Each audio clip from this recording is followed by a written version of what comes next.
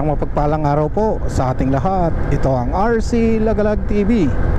Mga kalagalag, panibagong araw, panibagong vlog at panibagong adventure na naman ang ating gagawin sa araw na ito. Mga kalagalag, kung bago ka pa lang sa aking channel, huwag mong kalimutan na mag-like, share, subscribe at pindutin mo na rin yung notification bell para lagi kang updated sa mga video kong i-upload. At ngayong araw mga kalagalag, tayo'y muling maglagalag. Ayan, so tayo'y mag-iikot. At ngayon nandito tayo muli sa Nueva Ecija mga kalagalag, sa Caranglan. At tayo'y pabalik na sa Tarlac City. At kaninang umaga, hindi na naman tayo nakapag-video kaninang umaga. At talagang napakadilim ang umaga kanina nung tayo'y umalis ng Tarlac. At alas 4 pa ng madaling araw nung tayo'y umalis ng Tarlac. At may pinuntahan tayo dito sa Nueva Ecija na napaka-importanteng bagay. Kaya ngayon tayo ay pabalik na. Kaya samahan nyo ako mga kalagalag sa pag-uwi natin dito sa Tarlac. So samahan nyo ako mamamasyal tayo tuloy. Titignan natin yung mga magagandang tanawin, kung ano man yung sitwasyon dito sa daan na makikita natin. I-share natin sa inyo. Kaya huwag kayong bibitiw, samahan nyo lang ako hanggang sa huli. Ayan, so let's go. Ayan, so approaching na tayo mga kalagalag sa San Jose City. Ayan, so halos na sa boundary na tayo ng Caranglan at San Jose City.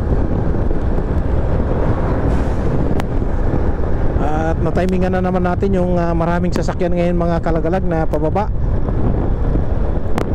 Kanina nung paakyat tayo rito, so yun naman yung karamihan na paakyat na mga sasakyan.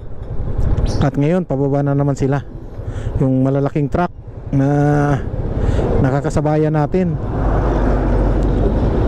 Yan, kagaya nyan, itong truck na ito, tanker. Yan, namamahinga siguro yung driver at napagod.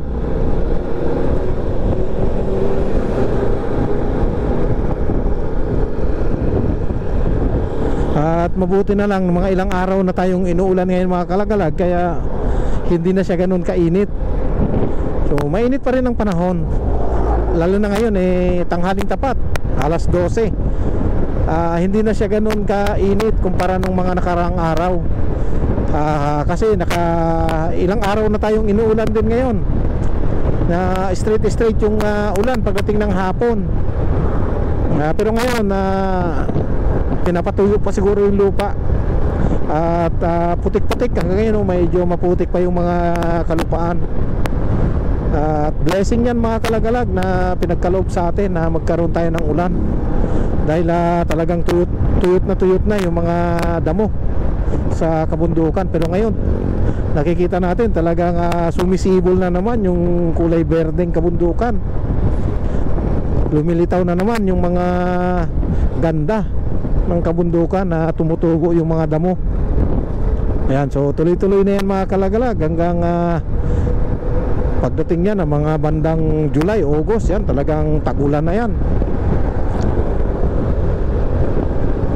Ngayon lang dahil may low pressure yata ngayon kaya may medyo umuulan-ulan ngayon.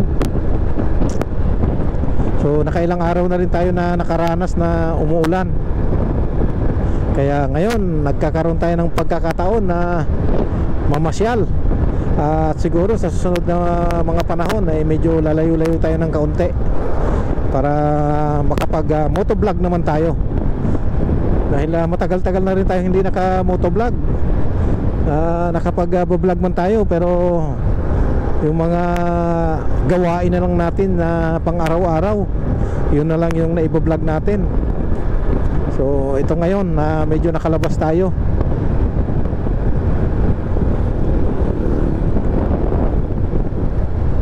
Ayan, so rock shade na. Ito na yung boundary dito ng San Jose at Caranglan, Nueva Ecija. Ayan, so ito San Jose City na ito mga kalagalag. Lampas lang ng rock shade, San Jose City na ito. Ayan mga kalagalag, napakarami pa ring sibuyas dito na pwedeng bilhin, mga pasalubong. Ayan, so pagka tayo galing sa sa itaas, galing tayo ng Isabela, Cagayan. So pagdating nyo dito sa baba, sa Nueva Ecija, so marami tayong mabibilhang mga sibuyas na pwedeng pasalubong natin. At katatapos lang yung anihan ng sibuyas dito sa Nueva Ecija. At ngayon palay naman, ayan mga kalagalagon, daming mga paninda na sibuyas, bawang, yan. Kabilaan yan. Ayan, so dito na tayo sa Balok mga kalagalag. So nalampasan na natin yung pinakakanto ron sa Balok. At ngayon papunta na tayo ng Gimba, Nueva Ecija. Ayan, so itong mga panahon ngayon, talagang taniman ng palay na ngayon. Ayun, marami nang naghahanda sa gawing kalagitnaan. Naghahanda na sila para sa pagtatanim ng palay. At tagulan na. Talagang pagka ganitong panahon, palay ang pananim dito sa Nueva Ecija. Yan, so nakalabas na tayo ng Gimba mga kalagalag sa bayan. Nalampasan na natin. At ito, tignan nyo yung kalsada ngayon mga kalagalag, kahit na liblib na lugar, talagang inispalto pa ulit itong kalsada, kaya gumanda. Bagong ispalto, siguro kagabi tinira ito, yung ispalto rito. At amoy ispalto pa, parang bagong luto lang.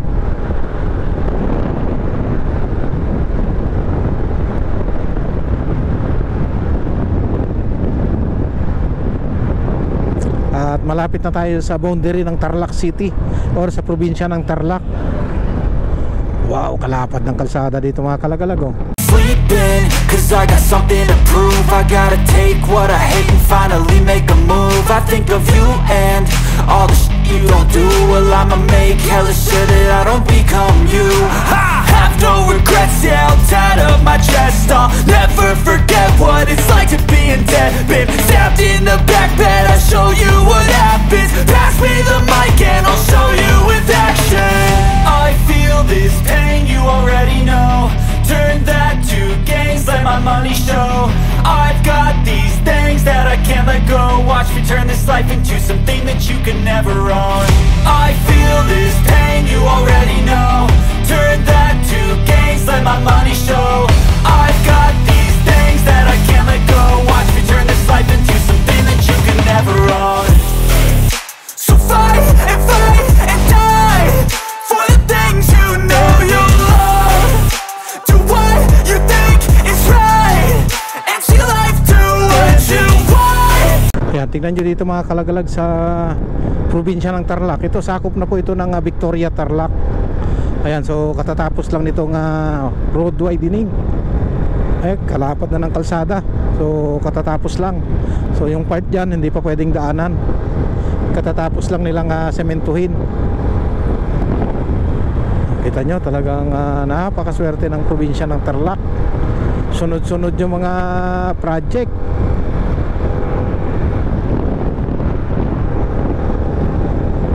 Kaya napakaganda na ng probinsya ng Tarlac mga kalagalag. Hanggang dito lang pala. May mga bahay pa na maraming bahay na masasagasaan. Ayan baka hindi pa nagkaroon ng bayaran dyan sa mga lupa. So dito ay 4 lane naman na rito. So sa gawi lang dyan sa gitna.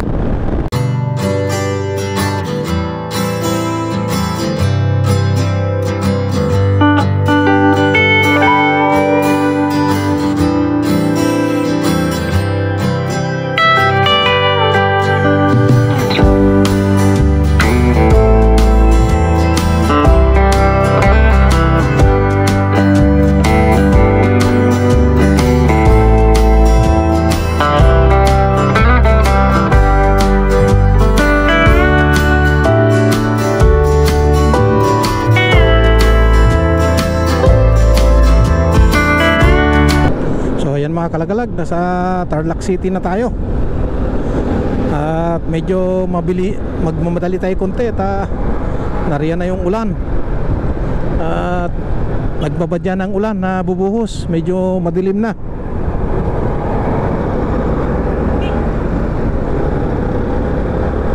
Kaya mamadali tayo konti.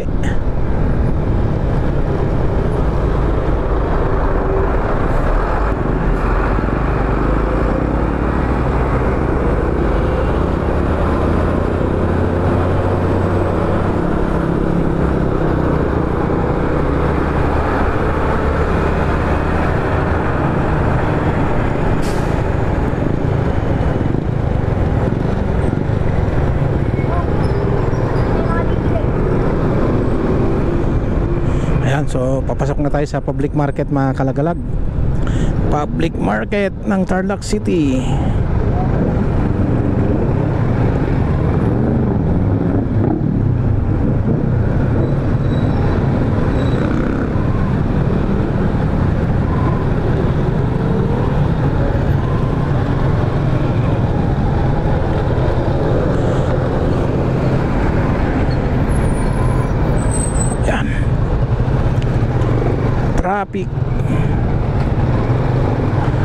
Traffic kahit saan.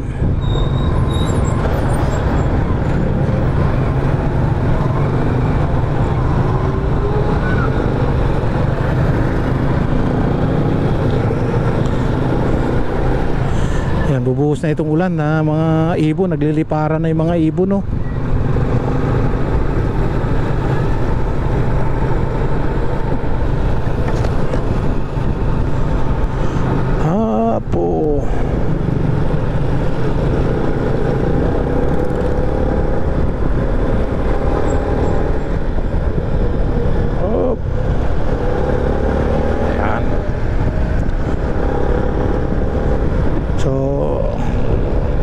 Approaching na tayo mga kalagalag sa Tarlac City Public Market.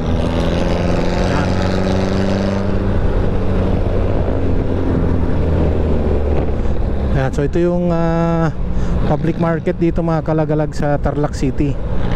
Ayan. So medyo may kahabaan itong public market. Hanggang dulo pa ito, hanggang dun. Ayan. Ito yung mga gulayan naman ito dito sa bungad. Then dun sa may dulo, nandun yung wet market. Ayan. So dito mga bigas, gulay, mga prutas. Ayan. So dito natin mabibili yan. Pero dito sa dulo, itong dulong building, ito yung wet market. So lahat ng mga karne, gulay, isda. So may mga gulay din sa kabila. Ayan. Ayan, yung marami pang tao. Market day kasi ngayon, Sabado. Kaya maraming tao. Kahit hapon na, so maraming tao pa rin. Ayan. Ayan, so dito na natin putulin mga kalagalag itong ating pagbablog. At muli, ako ay nagpapasalamat doon sa mga nag-like, nag-share, nag-subscribe sa aking channel. Maraming salamat sa inyo, sa inyong walang sawang suporta. God bless at ingat po tayong lahat. Salamat po.